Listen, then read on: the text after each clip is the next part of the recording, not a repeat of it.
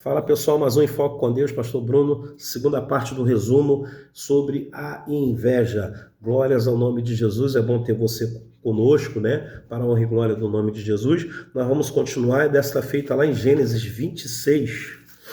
Glória a Deus. Livro de Gênesis, capítulo 26, versículo de número 14. Diz assim: e tinha possessões de ovelha e possessões de vacas e muita gente de serviço, de maneira que os filisteus o invejavam. Glórias ao nome do Senhor Jesus Cristo.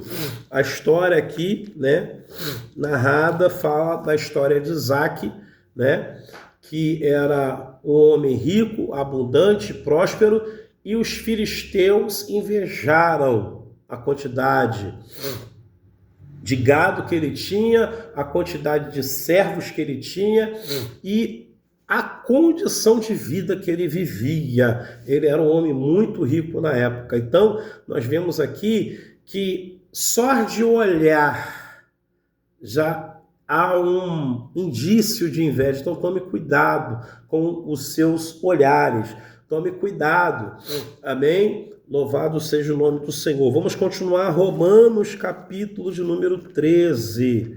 Romanos, capítulo de número 13. Louvado seja o nome do Senhor, depois de Atos Apóstolos, né? Romanos, capítulo 13. Nós vamos aqui narrar algo muito importante, versículo de número 13. Andemos honestamente, como de dia, não em glotonarias, nem em bebedice, nem em desonestidade, nem em dissoluções, nem em contendas e invejas. Ou seja, uma outra característica que a inveja manifesta é a contenda. Aí entra a contenda de palavra, né?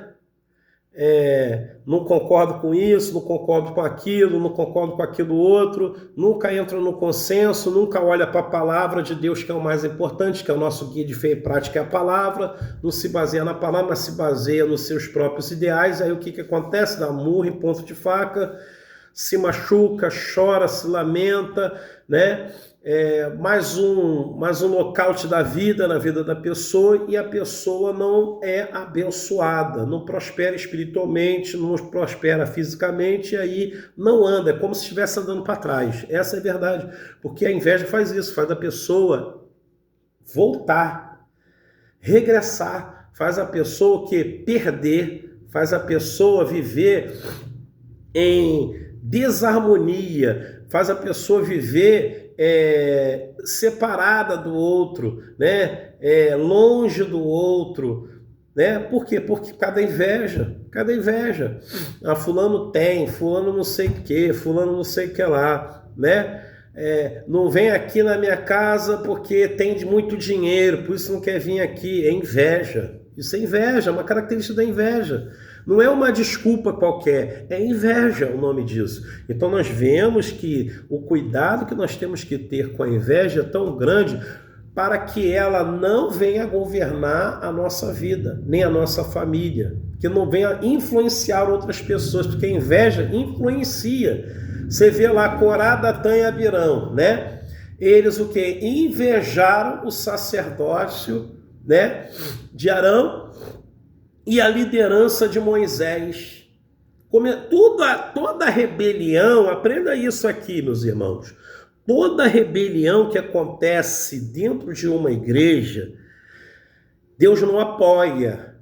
E maldito é aquele que pega a ovelha que não é dele, e leva a ovelha que não é dele, e recebe a ovelha que não é dele. Maldito é o homem que faz isso.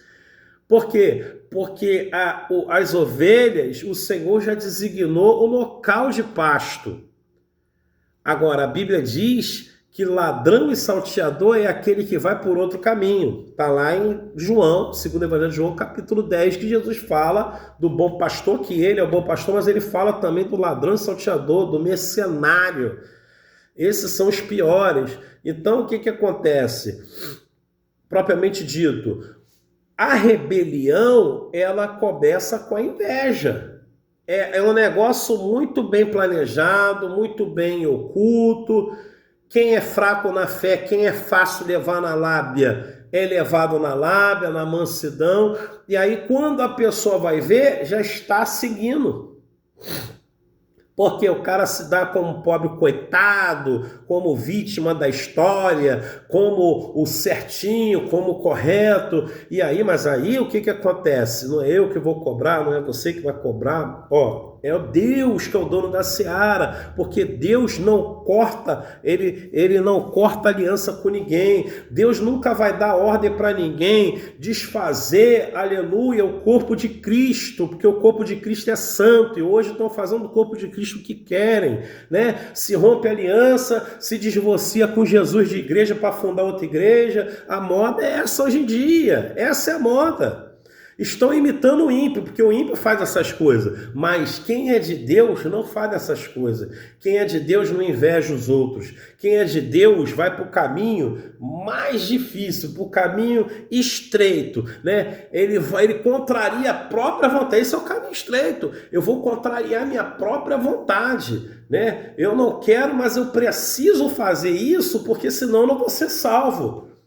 Eu vou pelo caminho do diálogo, eu vou pelo caminho do amor, eu vou pelo caminho em que vai me ocasionar salvação e eu vou glorificar a Deus. Por quê? Porque eu fiz o que tinha que ser feito e alcancei salvação. É isso. A salvação é pela graça, mas não faz a pessoa a parte dela não para ver se ela vai entrar no reino. Não faz não. Não faz o correto não para ela ver aonde ela vai parar depois da morte. Você está entendendo? E quando Jesus voltar, aonde que vai parar? O que vai acontecer? Então nós temos que ter esse certo cuidado. Vamos aqui acelerar rapidamente, tem muita coisa para falar ainda. Gálatas 5:26 fala que a classificação da inveja é fruto da carne e não do espírito. Então, quem é de Deus não pode ter inveja. Esse é o primeiro ponto. Se tem que ser liberto ainda. Tem que ser liberto ainda, tem que ser trabalhado. E é necessário reconhecer isso. Então, o conselho que eu dou é o quê? Procura o pastor da igreja. Fala com o pastor, olha, eu assisti um vídeo, um pastor falou sobre esse tema e tal, me identifiquei, né, preciso de ajuda, quero ir para o céu, mas a inveja vai me atrapalhar, preciso que a igreja, o Senhor me ajude em oração, que o Senhor me oriente, que o Senhor faça meu acompanhamento, entendeu? É isso. Por quê? Porque Deus vai fazer a obra, é Deus que vai fazer a obra. O pastor só vai te dar a palavra de Deus, o pastor só vai te instruir, porque na terra nós estamos aqui para instruir as ovelhas do Senhor. Quem é obediente vai ouvir e vai fazer o que tem que fazer para chegar no céu. Mas quem é desobediente vai andar como ovelha desgarrada, como que não tem pastor. Mas as fiéis vão alcançar a vitória. Vamos lá. Tiago capítulo 4, versículo de número 2. 4:2 de Tiago, depois de aos Hebreus. Glórias ao nome do Senhor Jesus. 4:2 diz assim: cobiçais e nada tendes, sois invejosos e cobiçosos e não podeis alcançar. Combateis e guerreeis e nada tendes, porque não pedis. Então o que acontece? O que Tiago está falando? O que a pessoa tem que pedir? O que ela tem que pedir é o quê? Ajuda, socorro, para se libertar disso. Porque como eu falei sobre a inveja ela causa cobiça e ela não causa só a cobiça, né? Ela causa guerra, ela causa conflito, ela divide, ela separa. Então você sabe que tudo que está relacionado a guerras e separações começou pela inveja. Esse é o primeiro ponto aqui que vocês têm que entender. A outra questão é, por que muitas pessoas, no versículo 3 fala que pede, mas não recebe? Por qual razão? Entra em oração, mas por quê? Porque são invejosos, são cobiçosos, são presunçosos, são caluniadores, são difamadores, não quer ver o bem de ninguém. Tu acha que Deus tem a obrigação de ouvir a oração de quem não está na palavra? Não tem, irmãos. Então, por isso, a Bíblia nos ensina que muitos não alcançam nada porque ainda tem o espírito de inveja no meio. e é necessário buscar a libertação. 1 capítulo de número 13, versículo de número 4. 13:4 de aos Coríntios classifica, né? Fala que o amor é o oposto da inveja. Olha só, diz aqui, né? Diz aqui a palavra do Senhor, meu teu coração.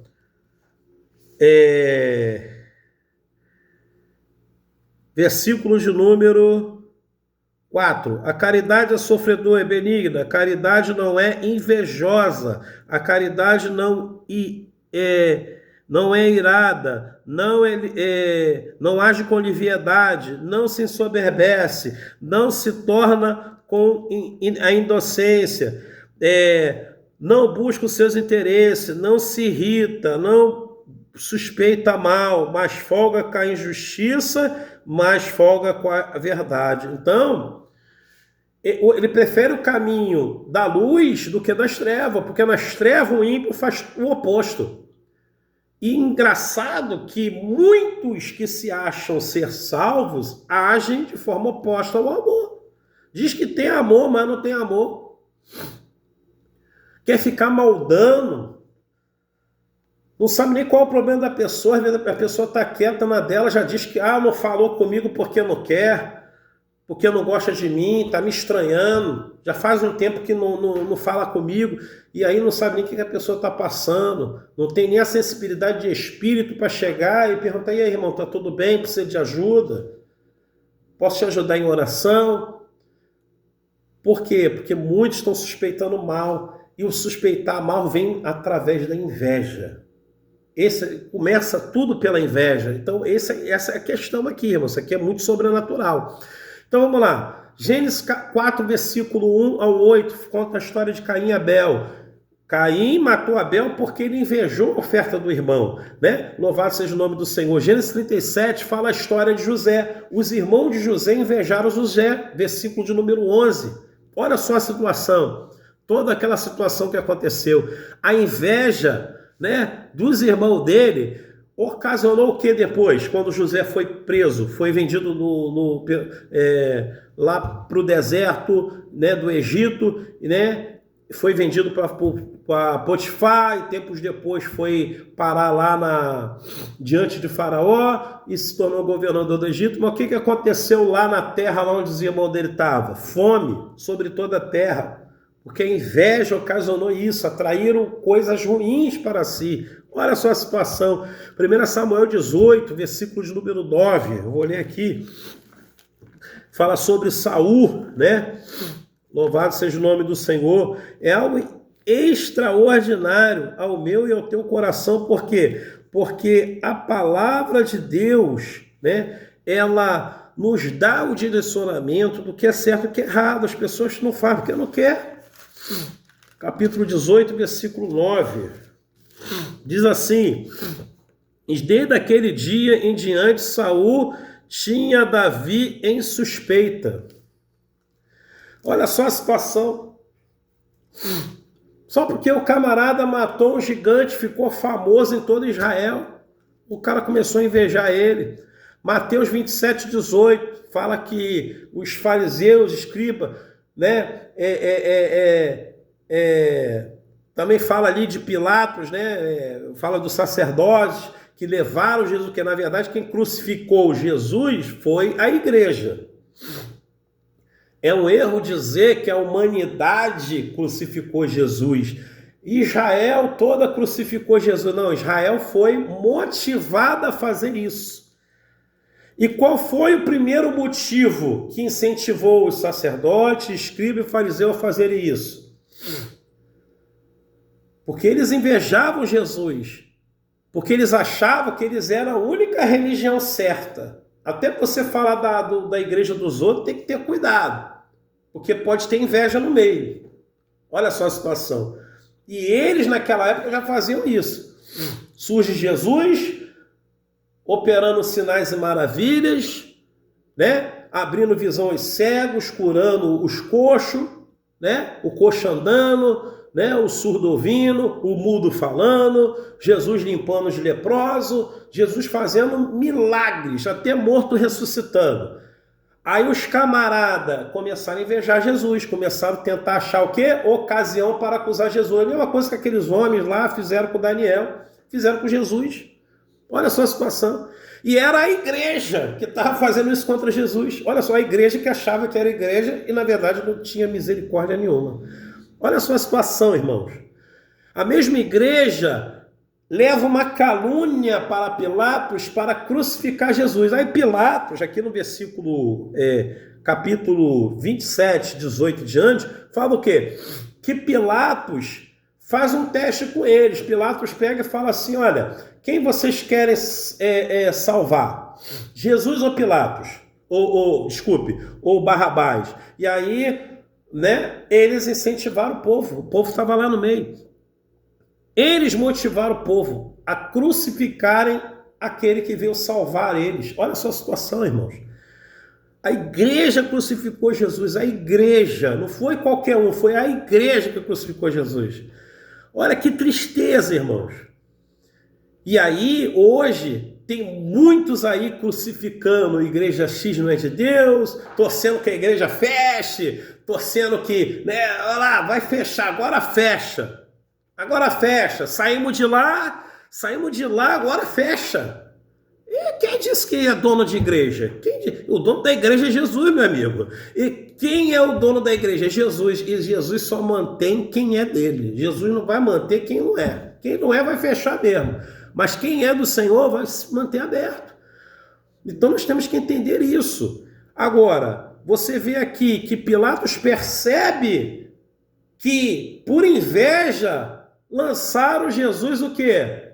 Na cruz, para morrer. Por isso Pilatos chega e fala, ó, este homem é inocente, lavo minhas mãos. Ele lavou as mãos dele, para se isentar de culpa, porque ele entendeu que o povo jogou Jesus na cruz por inveja. Só porque Jesus operava sinais e maravilhas. Jesus estava fazendo bem à sociedade. Olha a sua situação, irmãos. Então, muitas das vezes, o que eu e você fazemos incomoda as pessoas. Mas o que você tem que fazer? Tratar mal? É desprezar? É dar um gelo? Deixar de falar? Não. A Bíblia não diz que você tem que fazer isso. A Bíblia diz que você tem que perdoar. A Bíblia diz que você tem que orar por ele, orar por ela, fazer a diferença, ser sal e luz. A Bíblia diz, oferece outra face. Você tem que estar perto para isso.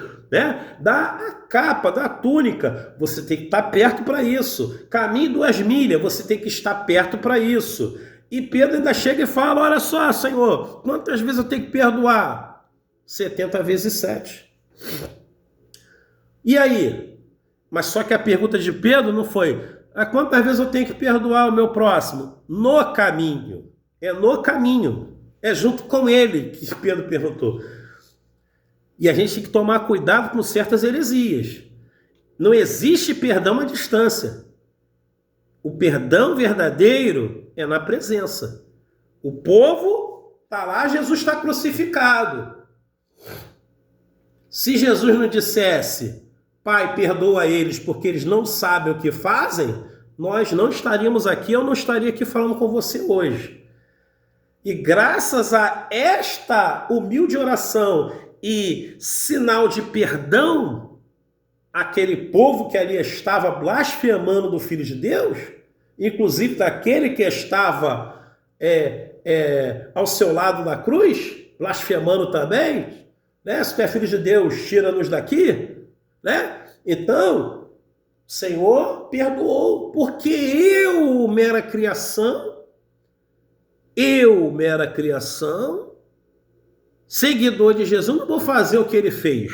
Quem diz que eu tenho que fazer diferente do que Jesus fez? Quem ensinou isso? Não. Paulo diz, sede vós meus imitadores, assim como eu sou de Cristo. Paulo estava assinando embaixo e se garantindo, vocês podem me seguir que eu estou fazendo certo. Eu sou referência. Eu sigo a Jesus, eu não sigo o homem. Então, meu amigo, vamos pelo caminho correto, irmão. Caminho do amor. vamos viver o amor, vamos viver o verdadeiro evangelho. Chega de viver de aparência, chega de dizer que é uma coisa e não é. Você não é aparência, você é real. Você precisa resplandecer a glória de Deus. Que Deus te abençoe, que Deus seja exaltado e glorificado na tua vida, hoje e sempre.